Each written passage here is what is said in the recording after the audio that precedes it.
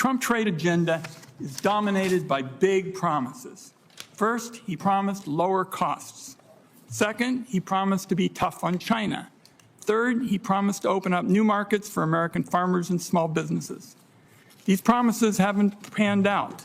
About a year and a half into the Trump second term, farmers are on the ropes. I was just home for 6 open-to-all town hall meetings in rural Oregon, in communities where Donald Trump got more than 70% of the vote. And I can tell you, the wheat farmers in eastern Oregon told me they are barely hanging on to family farms. They're getting hammered by high prices for key inputs like fuel and equipment. The small businesses, like a local toy shop in Portland, are closing their doors after high tariffs, made their businesses impossible.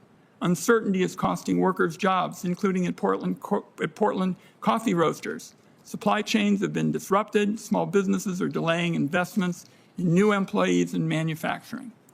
Like so many other promises Donald Trump has made to working people, the second he set foot in the White House, he did nothing to put American businesses and workers first. What he did is he embarked on a tariff spree that put the cost of living crisis on steroids in America. The Supreme Court eventually overturned the Trump global tariffs, but the higher costs are here to stay. In 2025, the Trump tariffs cost the average American family $1,700, with grocery and gas prices way up. This week, Donald Trump announced massive new tariffs on clothes and school supplies and other products from Canada, using a provision based in the Smoot-Hawley Tariff Act of 1930. Americans ought to know that nobody, not even Herbert Hoover, used this provision before, but Donald Trump dug up a zombie law to make things even more expensive for Americans. Trump's next trade scheme is ordering USTR to reconstruct his illegal global tariffs under the guise of addressing forced labor. As I've recently said, if the administration wants to get serious about forced labor, the first step is to look at its own enforcement record. Donald Trump has failed to enforce the laws that we've got in the books and has cut government efforts dedicated to fighting forced labor around the world. Ambassador Greer, at our hearing last year, you told us that nearly 50 countries had approached you, and those countries were clamoring for trade deals. Instead of agreements, what I've seen is we have press releases and announcements about supposed deals that haven't been approved by Congress, haven't been enforced, haven't opened markets, and haven't reduced tariffs. My own take on these proposals is there is no there there. The one piece of the Trump administration trade agenda that does seem to be progressing is the corrupt enrichment of so many in the Trump orbit, his family, his allies, and himself. Donald Trump lowered tariffs on Switzerland after Swiss billionaires gifted Trump a gold bar worth more than $100,000. A Korean company under investigation for trade cheating paid the Trump holding company $2 million.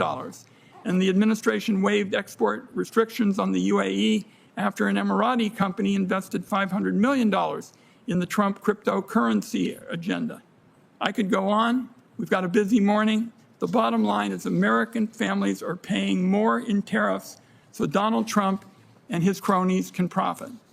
My own take is the way to stop this corruption and chaos is to take unfettered tariff power away from the president.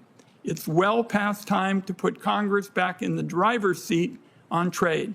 That's why today I'm able to introduce the Congressional Trade Powers Reform Act. It overhauls existing trade powers to ensure that no future presidential administration can abuse its authority on trade and thrust the country into a cost of living crisis. It would require congressional approval of any tariff proposed by the president, and it would establish an advisory committee to ensure that Congress actually is in a position to exercise its rightful oversight over tariffs and trade. It is time to restore consistency, reliability, and success in our country's trade agenda. That's what my bill is all about, and I look forward to talking to colleagues on both sides of the aisle on that. I look forward to today's question and answer. Ambassador, we're glad you're here, as I've said, and please proceed. Senator Ron Wyden's opening statement goes straight to the central contradiction at the heart of Donald Trump's trade agenda. Trump promised Americans 3 things: lower costs, a tougher stance against China, and new markets for American farmers and small businesses.